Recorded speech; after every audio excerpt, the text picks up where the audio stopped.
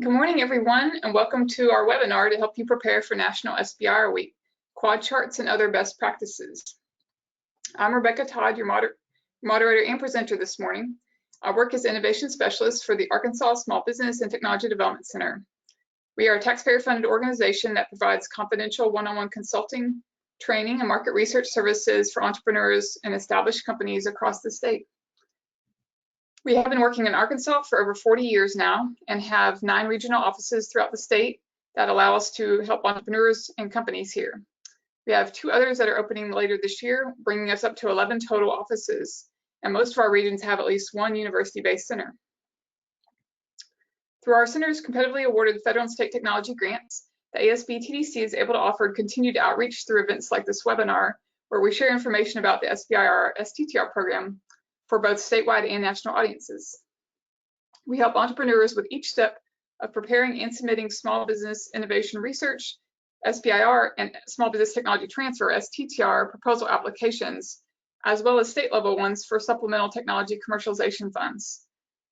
In our last FAST project year, we supported over 122 clients, helped with 39 SBIR STTR proposal submissions, and won 14 total SBIR STTR awards.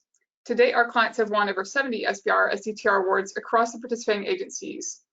And through our industry database subscriptions, we can help these clients locate market data that helps to support their development of key proposal sections like the commercialization plan. Everyone who's registered for today's event will be receiving a copy of the slides as well as a link to the recording within 2 days via GoToWebinar email. So before we start, let's take a moment to make sure that everyone is ready and familiar with GoToWebinar. First, you should have a control panel in the right side of your screen. So you can minimize this panel by clicking on the arrow button, which is orange, and you can minimize the panel by clicking on that same button. And take a moment to practice.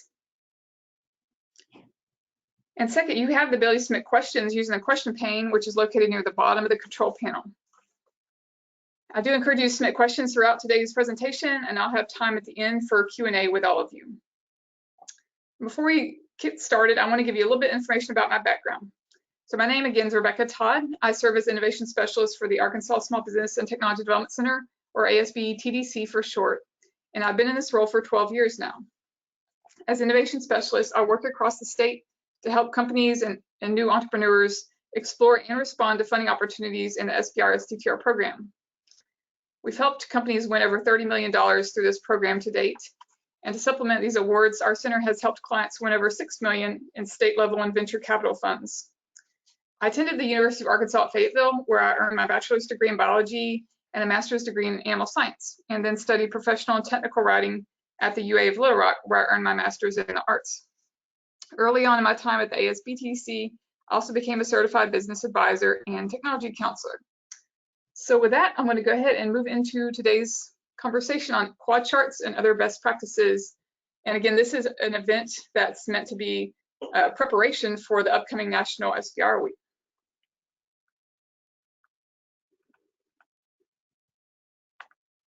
So here on just a brief overview of what we'll be talking about today. For those of you that aren't familiar, we'll have just a little bit of background information about the SBIR STTR program. What is National SBIR Week? Why are these meetings important that we're having with, or that you can have with the federal agency representatives from across the 11 agencies in SBIR program? Quad chart template and what to discuss in these one-on-one meetings. So the Small Business Innovation Research and Technology Transfer Program is the largest source of funds for early stage research companies that are interested in conducting new proof of concept type of research to prove that their ideas will work in practice, and then to develop new products or services all the way from that idea stage to commercial readiness level. Over $3 billion in money from the federal government goes to this program every single year. SBIR stands for Small Business Innovation Research, and there are 11 agencies in this program, all required to set aside a portion of their external research and development budget each year just for small businesses and their partners through this program. The 5 largest of those 11 agencies also participate in something called Small Business Technology Transfer, STTR. And so this is, again, where the agencies are required to set aside a certain portion of their funds just for STTR every single year. The main difference between the two is that STTR requires rather than allows you to have a partnership with a nonprofit research institution. Could be a laboratory, a university, something of that nature that's a nonprofit. And so that's something that's required with STTR, and SBIR is an option. I won't go any further there because this is not meant to be an introductory webinar on SBIR, STTR. Awards take the form of either grants or contracts. So it's not a loan from the government, it's non-dilutive funds. That's essentially free money for conducting new research and development that does lead to market-ready innovations. That being said, it doesn't mean it's easy. Definitely a lot of work to prepare these proposals, and you do need to report to the agency your progress made and use of funds, all these kind of things. But at the end of the day, you own what you're developing. The government doesn't have ownership of it. So here's a list of all the agencies in the SBIR program. The ones with the blue bullet points typically are funding grant awards versus contracts. And so their research topics tend to be broader in scope. They're not looking to be your customer through these agencies. They want you to find your own customers out in the public marketplace and start building those connections early so that you can sell to them by the end of the second phase of the program. In contrast, the agencies listed with the orange bullet points, typically these agencies make contract awards, and essentially that means that they often want to be your initial customer. They have a little bit different mechanism for how those awards can be distributed and based upon deliverables that the company provides at different time points. So those topics can be more narrow in scope than the ones listed above in the blue bullet points, since the agencies often have very specific internal needs that they want to see addressed initially with the SBIR STTR program. And this is just the close-up view of the STTR agencies. These are the very largest agencies that have the money to have both SBIR and STTR through their programs. So moving right into National SBIR Week, this event will be occurring, it's a week-long event, so it's July 19th through 23rd. And we have, see the link here, I need to also paste in the chat some of the links I'll be sharing throughout today's event. So I will do that towards the end. I meant to do that earlier, so my apologies, but no need to copy this down. I'll put all this in the chat, plus in the follow-up email. But this is a week-long event. In the past, the federal government has traveled across the US and stopped at different regions through a bus. And so the representatives from the agency would actually travel together, get out and give information in person about what they have to offer through their programs, and meet one-on-one with interested attendees that wanted to get some feedback that's very focused on their project ideas and to kind of start building that relationship with the program managers. Last year with COVID-19, this event was a virtual one, and they're actually making it virtual again this year and having a little bit more on the agenda than in the past. So this is a great way to encourage participation from maybe more rural areas or folks that aren't able to always travel in person due to whatever conflicts they might have in their schedules. So it is a free event. I do encourage you to check out the agenda and details, and we'll look at the overview on that in just a second. But with it being virtual, it also allows all agency reps to attend. Sometimes there'll be one or two that couldn't make it because they don't have a lot of staff at these smaller agencies. But virtually, it's much easier for everyone among those groups to be in attendance. The benefit of going to this event versus maybe going to one-off webinars from each of the agencies, that you have the opportunity to learn about each agency's programs all during the same time frame. And so here's the overview of what the agenda is looking like so far. You can see it's not actually a full day every day of the week. It's more like mornings or an afternoon session, and a lot of it's one-on-one meetings after the first day. So it can hopefully fit into your schedule to go to the most relevant pieces of this week-long event. So this event here, the quad chart webinar, is meant to help you prepare particularly for the one-on-one sessions, which are definitely a highlight of SBIR week. But a lot of it is preparing in advance. So what you want to do is go to sbir.gov and visit the tutorials. The ones listed here are the best ones to start with if you're brand new to the program. So learning about the difference between contracts and grants, that will help you understand what the research topics, why they look the way they do, and how to best find a fit for your idea. Because you do want to find a fit. Agencies don't want to receive broad requests to submit proposals from your end, where you're giving an idea without first finding a match between what their mission and objectives seek to support and something that aligns with your idea for a new product or service.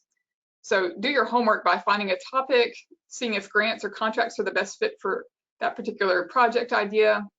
And then going to these webinars, you can actually learn about specific agencies. So you can go to USDA, for example, or Department of Energy and get more insight as to what makes this agency different from other ones. And so that's a great place to start.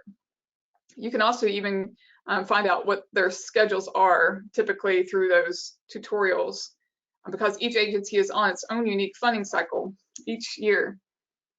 So just another thing that separates them all from each other, but also gives you more opportunities every single year to participate in different opportunities across the agencies. Below, this is a link specifically through the SBIRroadtour.com site, where you can see an elevator pitch preparation webinar.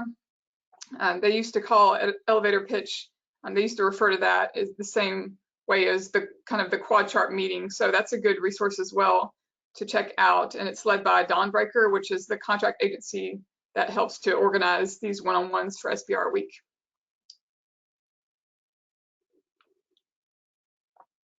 So in addition to going to the tutorials, I would say go back to the main page, sbir.gov, and go to the individual agency landing pages to take a deeper dive into the ones that you've identified as being potential matches through the tutorials initially. On these sites, they generally have research topics. If it's a grant agency, they keep those on there year round. They don't often change that much. So you can really plan early. And as I mentioned, the funding cycles on different schedules for each agency. You can also look at FAQs, frequently asked questions, see kind of anything that you have a question about that's already been addressed on those sites. And you can look at prior awards. Often they're categorized by topic area, so you can see what in the past has been funded in that specific topic that seems to be a match for what you're wanting to do with your project, and see what's already been funded to date. You don't have to spend tons of time on this, but I would spend a little bit of time at least just to get a little bit of clarity on what a award-winning company in your field might look like.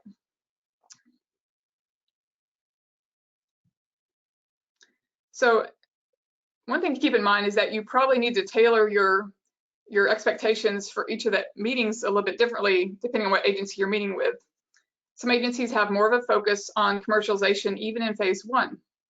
One example would be National Science Foundation. They are very big on have you done your homework in terms of talking with customers in person. They call that customer discovery, where you meet with them and talk about their needs, challenge areas, and how they struggle on a daily basis with the limitations of existing solutions. And that informs the development of your new product or service to address that need. Not all agencies are as focused on commercialization phase one. National Institutes of Health, I would say, is more focused on the work plan. What are you going to do to prove the feasibility of your technology on the technical level in the laboratory or in the field, however that takes shape. Some of them also will demonstrate interest that's different in terms of incremental versus transformative solutions. So some agencies definitely want to see something groundbreaking that's completely new and different than what currently exists. Some are more open to modifications of existing technology or adding on to something you've already developed to target a different market population. So you really want to read through maybe the latest funding opportunity that a given agency issued to see what kind of language they use to describe their their interest area in funding a new technology. I mentioned before that contract agencies tend to have narrowly scoped topics. It can be more challenging to find a fit there if you're brand new to developing your idea, maybe don't have a lot of resources in-house or ideas for how to partner to expand your access to the needed facilities or needed expertise, whatever it is, to help really make it possible to address a very focused topic. On the other hand, the grant agencies do have these broader topics, so it's often easier if you're brand new to find a fit there with your project idea. So how will this work? Once you register for National SBIR Week, which again, you'll have the link to do that, what you'll receive will be an email within minutes from Judy Glidden of Dawnbreaker. And this will give you access to the scheduler system where you can pick up to 6 meetings and upload your quad chart. Your meeting schedule will then be confirmed 3 days before the event, and you'll want to print that up and save that so you don't have to ask around, when is my next meeting? You already have it handy and you know which order you're going in. The deadline to select your meetings in advance is 11 a.m. Eastern Time on July 15th. And this is first come, first serve. So as soon as you're ready, I would say go ahead and start picking your meetings and get those scheduled out. But each meeting will be 15 minutes, and that also they allow for 5-minute transition time in between meetings. So what you want to do is think about, what do you hope to gain? This is going to be more of a focus on listening to what the program managers have to tell you versus trying to push your solution on them. You're not actually trying to sell to them, even if they're a contract agency in this meeting. You're really just trying to make sure that this would be a potential fit for your idea and gather any types of tips or insights they can share with you on how to have the best likelihood of success in this program. You do want to come with questions that are tailored for each of the different agencies. So doing that homework really is going to pay off. When you have these conversations, they're going to be able to tell right away if you've looked into what they fund, what they don't fund, what's some examples of some award-winning companies that are similar to yours. Let's see. And so this is the quad chart that we'll be talking about a little bit. It's called a quad chart because it is a one-pager broken into 4 quadrants. They want to hear about your technology development, company introduction, research need, and opportunity. This one here has some sample language just to show you very broadly some of the information you would include. You probably have more information in yours, especially in the research need quadrant. At the very top, before you even get to that, you do want to put in your company name, state, your name as the point of contact, or whoever on your company is going to be engaged in these meetings, and how to reach you by email or phone. So the first quadrant, technology development, this is where you want to give some background about what you're doing with your product or service development. What does that entail? What is it? I guess the first thing you want to be clear, what is it exactly you were wanting to get funding for through this program? And so I've worked with some clients that have lots of different layers and elements to what they want to do. Be as simple in your language here as possible, so it's very easy to pick up exactly what you're trying to do. Intellectual property protection is the next part. You don't have to have any types of intellectual property to be successful in this program, and definitely in phase 1, it's not something that to feel pressured to have that.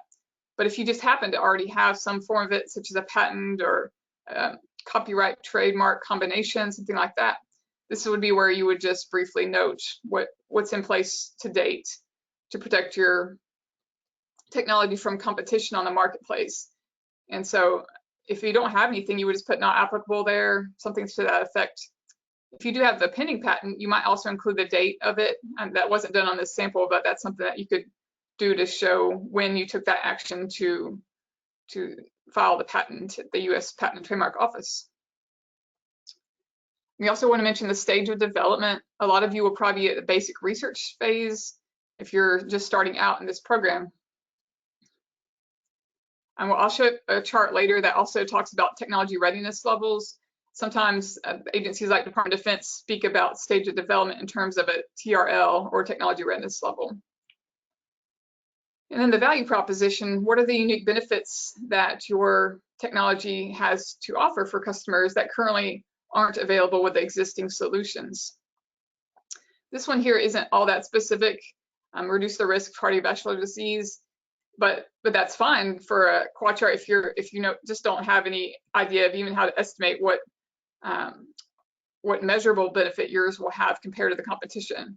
If you have done some kind of preliminary studies though, and I have an idea like your technology could improve performance by X amount or reduce cost by 20%, whatever it might be, that's the measurable benefits that you have to bring to your customers, you would put that in there as well, just some numbers to help quantify the potential advantage that you can bring to the market.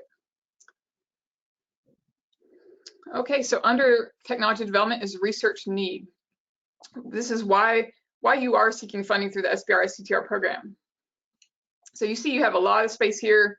You can list out some of the objectives that you plan to address through the phase 1 and 2 of the program. Definitely more focused on phase 1 if that's where you're at here. But I would start out with just a summary statement like it's done here. Overall, why do you need the money? What is it you need to test out to validate to prove is feasible through this program, so that you can then move on to fully developing a prototype that moves into the commercial marketplace. But this is an area where you could even include a graphic or something of that nature to really tell your story about what you would do if you did have money through this program. What would that look like put to practice? All right, so the next quadrant, upper right-hand side. This one's pretty straightforward. Your company introduction.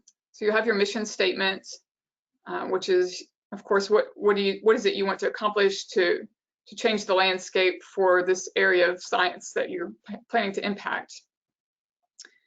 You might not have a company just yet, so if that's the case, again, you would put pending or not applicable, to be determined, something that just indicates that you're not there yet, but that's something you have planned to do.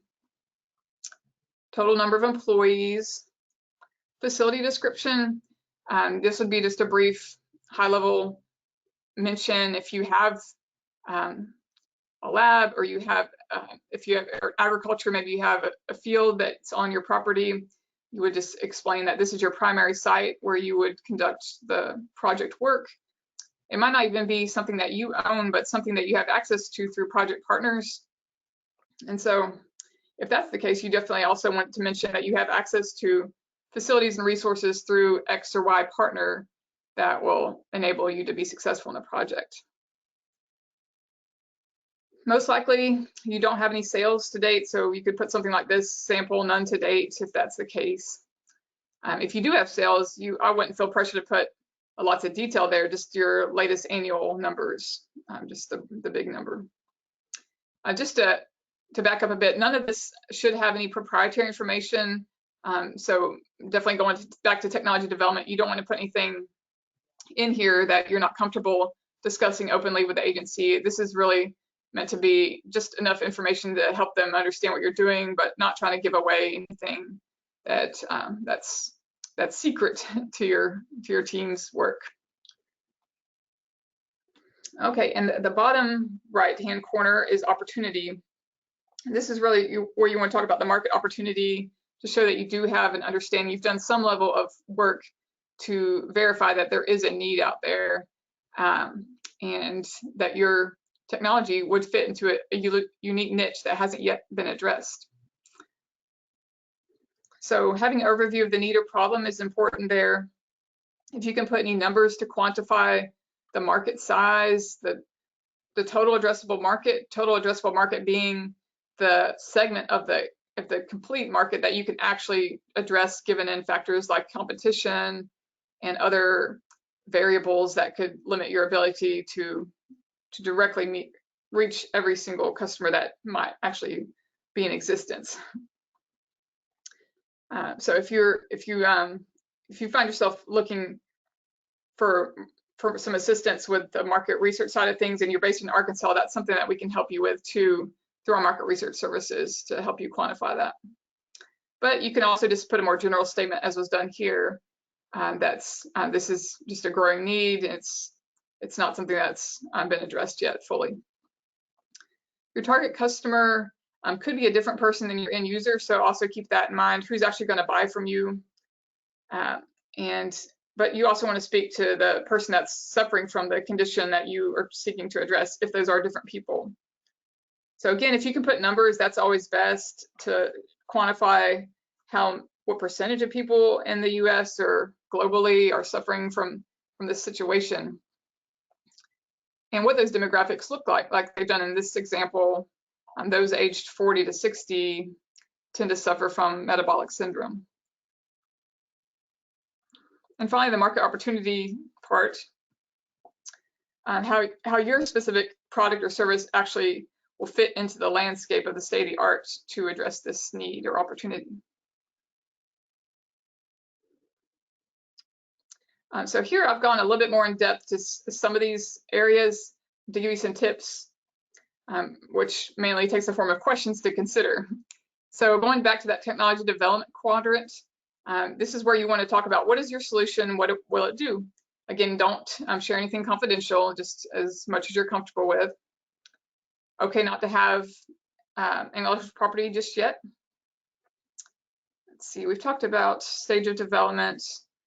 If you've already done some initial testing or building a prototype, you might be beyond the basic research stage that was in that template version. And the value proposition, again, is the benefits. And has anyone validated so far? Any of your partners or other investors, have they provided some kind of validation that makes you know that this is something to move forward with? If they have, you can definitely mention that as well. And this is a little graphic that I mentioned earlier. Some agencies are accustomed to seeing something called technology readiness level used with stage of development. It's not something you have to do, but you could if it does apply to you, and you could see where you fall on the scale. Like basic technology research would be TRL1. If you've done a little bit more, you would just keep going up the ladder here and just indicate that's where you're at on your development stage. Usually, if you're looking at phase 1 of the program, you're probably between TRL1 and 3. And then, of course, as you move through to phase 2, you're moving up the scale through, starting at TRL4 generally. Here's some more points to consider for research need that I've probably already spoken to. But the lead-in statement for that section, you want to say what is the problem being solved to be solved, and be very clear about that. Since you do have so much space, you have an opportunity to list out your technical objectives that you want to accomplish, and that will also open the doors to some conversation on those objectives with the agency program manager. And this is very valuable to get their input as to, are these appropriate questions to be trying to pursue in a phase 1 project? Any of these better for the second phase? What's the scope of work that is realistic given the agency's typical phase 1 award size and how much time you have to conduct the work? So I would take the time to list those objectives out if you can, just because it will stimulate discussion on those things, which is going to really inform the development of your proposal in a good way. A tip for this is to go back to the program pages for the specific agency you're looking at to verify that your project does qualify for funding as well. There are some things that the agencies won't fund, and they're not always the same for every agency. So some agencies won't fund equipment. For example, you can't just ask for a high dollar piece of equipment. You need to rent or lease from someone else if it's something over a certain dollar amount, like $5,000. And some agencies won't fund clinical research involving human beings. So you need to find out which ones do that or don't do that, if that's something your project would involve. And the company introduction was pretty straightforward, but you might think about in the mission statement to include these types of elements on what kind of business activities your company performs, your technology, markets you're targeting, and what makes you unique and stand out. If you can get all that within a mission statement, that would be wonderful. So be thinking about these things. And if you don't have a business, that's okay as well. You would just mark it as so. I mentioned that facilities, not just your own facility, but anything that you can access through your connections. And so it could be a federal lab, it could be a university site, a makerspace. Often these are for inventor folks, but could also be for research-based companies that need to do some 3D printing, welding, whatever it might be, manufacturing of some sort. And it may also be a technology incubator. They have some of these associated with medical universities, and sometimes they're standalone found in a research and technology park or something like that. So in the market opportunity, again, anytime you can quantify versus simply make a statement that has adjectives, it's better to use numbers to show that you're informed about how big of a problem this is and what does the customer look like within that group of folks that are challenged with this problem. You also want to mention trends if you know that. Is this something that's trending, becoming more and more of an issue, or is it something that's held steady over the years and just no one's been able to solve it?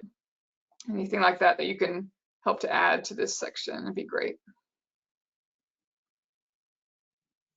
So let's move on a little bit past the quad chart, which I will also give you in that follow-up email, you'll have access to it, to the PDF version of that, so you can go and start looking at it and planning ahead and getting ready for the quad chart, even if it's not showing up just yet on the National SBIR Week website. So for these meetings are concentrated periods of time where you can really get a lot of information. You have 15 minutes, but really you're probably only going to spend 5 minutes or less talking about your quad chart. After that, it'll delve into more specifics about your project, your team, your technology, other questions that you've already brought to the table and want to elaborate on further with the program manager. So again, this is important to prepare your list of questions about for the agencies rather than expect them to lead the conversation and being the proactive ones. It's your project idea that you're wanting to get some insight on. So they're expecting you to come to them with content to discuss and specific areas of focus for the conversation versus just a generic type of talk that you could actually gather all the details just through online searching.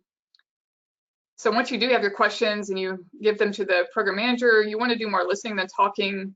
At least 50% of the time you want to be listening to them, but maybe more than that. Since these will be a virtual setup, you can even bring a prototype or other visual that you have to share, especially if your technology is kind of difficult to understand through language alone, and you can be prepared to share that through the webcam with the program managers. There's a great video about do's and don'ts for one-on-one meetings that you can find. Again, this will be in your follow-up email. It's also on the SBIR National SBIR Week page under resources at the very bottom with that elevator pitch webinar. So I would check out that video as well. Do's and don'ts for one-on-one meetings. Some pointers about what to discuss. I would say start with introducing yourself, your company, what you're interested in researching, and hopefully getting access to funds to the program of SBIR STTR to support. And then share what you do know about the federal agency on a high level, what recent funding opportunities have illuminated for you, and what awards have kind of spoken as, oh, this might be relevant, but still I'm not overlapping what I'm hoping to do. So it does show that there's some interest in my space from your agency. You want to get verification from the program manager that your idea does look like it might be a fit with at least one of their research topics. If it's a grant agency, if it's a contract agency, they might not have open research topics, but they can still probably tell you generally if this will be something that aligns with their mission, objectives as an agency, and if it's something that they have funded in the past, you'll see that as well through the award search. So it could be something that's coming down the pipeline in the next funding opportunity announcements. If they do have topics that are open for viewing, any questions that you have about those, this is a great time to get some more information. So technical questions about them, just anything about that would help inform your planning to really make a strong case that your project fits very well within this particular topic area. And then you want to think about what are the next steps. So just make that one of your questions. What are my next steps now? If it's the National Science Foundation, for example, if you want to be considered for submitting a full proposal, you first have to submit something called a project pitch.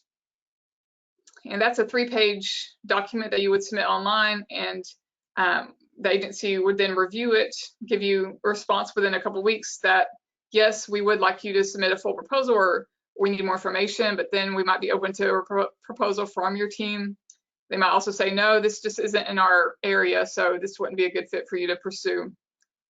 And some agencies have a letter of intent requirement. I believe Department of Energy is one of those. And so the program manager could tell you if you need to start planning now for drafting a letter that speaks to your intent to submit a full proposal. You can start working on those kind of things early, even before the announcement's fully open to applications. And I would also inquire about mistakes that are common that they see pretty regularly when they review these proposals. So you can hopefully avoid some of those pitfalls yourself. All right, so that really wraps up the main content that I wanted to go over for this presentation. I will be here for Q&A, and I wanted to let you know the next events we have coming up that you'll have registration links for in the chat and email follow-up. I'll put these in the chat after I wrap this part up. But on July 20th, which doesn't overlap with any of the panels anyway for the National SBIR Week, we'll be hosting an event called Behind the Scenes, What SBIR Reviewers Discuss, from 10 to 11:30 Central Time. And so for this event, we've got a panel of reviewers or people that have served as reviewers for SBIR panels, agencies ranging from NIH to National Science Foundation to USDA, what their experiences was like, what they learned through being behind the scenes, talking with other reviewers, identifying strengths and weaknesses of these proposals, and ultimately categorizing them as fundable, not fundable, or somewhere in the mid-range. So that's really going to be great information to learn how to make sure your proposal stands out as being competitive once it hits the review panel for a given agency. On July 22nd, same time frame, we'll have seed funding lessons from innovative Arkansas companies. So this panel includes 2 STTR company awardees from Arkansas, as well as a couple of companies that won funding through accelerator programs focused on customer discovery, which, as you might recall, is a really good foundation for any type of team that wants to make sure you're set up for success in this program. Doing that customer discovery work, interviewing customers, learning about their needs before you start developing a tailored solution is always a great idea. So we'll be hearing from 4 different companies in this particular event.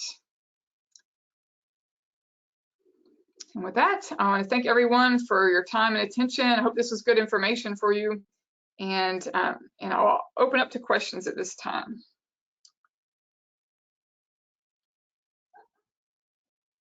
I'm also going to go ahead and paste in these links so I don't forget to do that. So just one second here.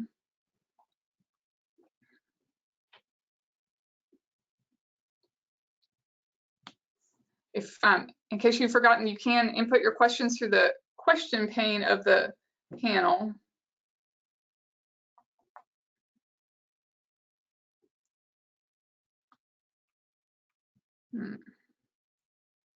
I have to do these one at a time. It's not letting me paste them all at once.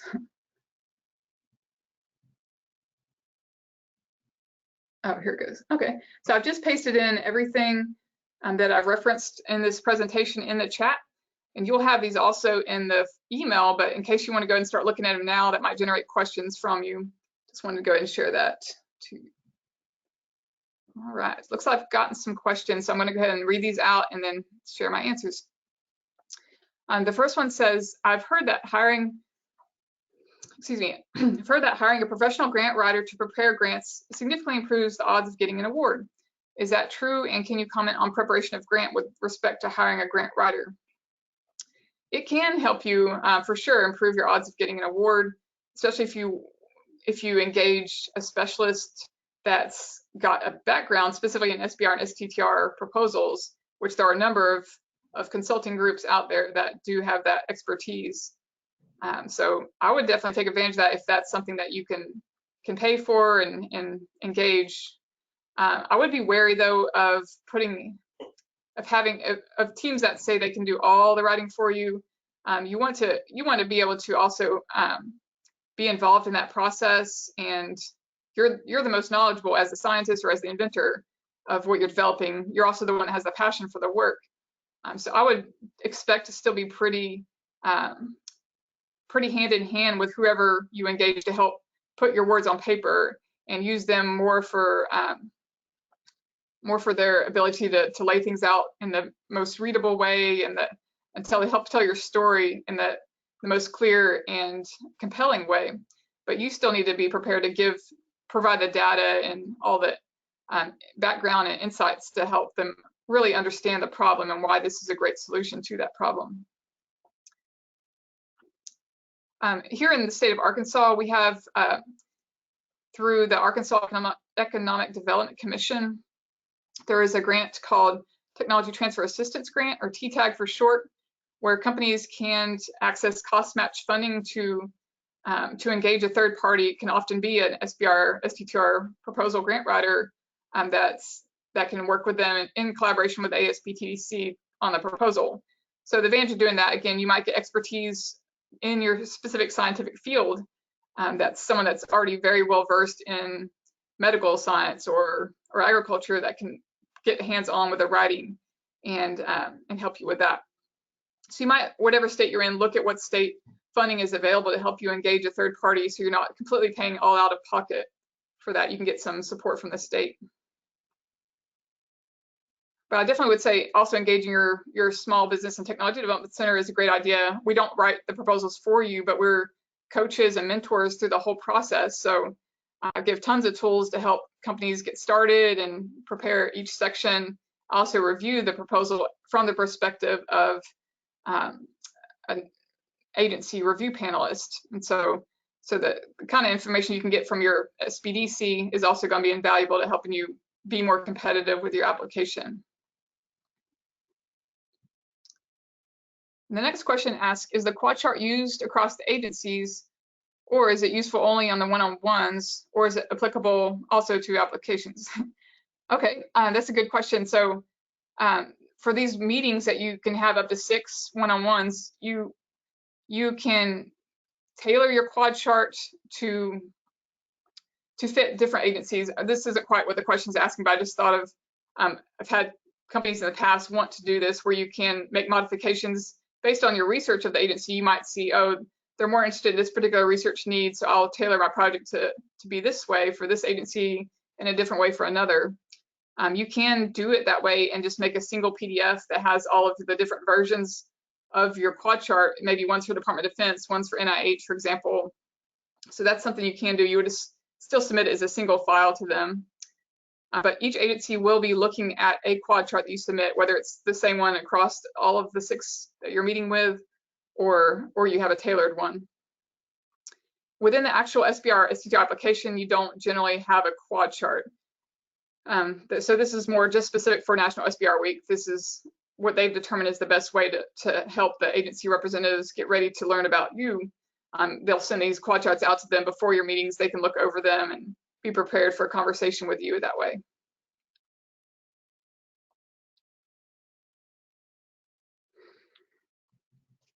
This next question asks, what if you've already been rejected once and are reapplying to the National Science Foundation? Do you address in the project pitch for National Science Foundation, for example? So this is more just a general SBIR question. Some agencies will let you reapply. And so I believe with the NSF, you can do that in a different submission window cycle. You can resubmit your application, and they give you a place in the proposal where you can say, here's how we have addressed the criticisms from our original submission, so that this is a stronger application that's meritorious of funding through the program. The project, I think you'll have to check with NSF because I work with all the agencies. I always have to refresh my own memory about if that's something you put in the pitch. I believe so, that you mentioned in the pitch that you are resubmitting, but I would double check on the site and also just reach out to one of the NSF program managers for clarity on that point.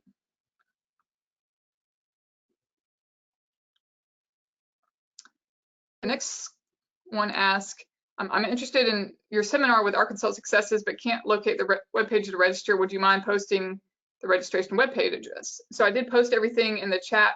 If for some reason you're not able to see that or access that, let me know. I'll also have it in the follow-up email.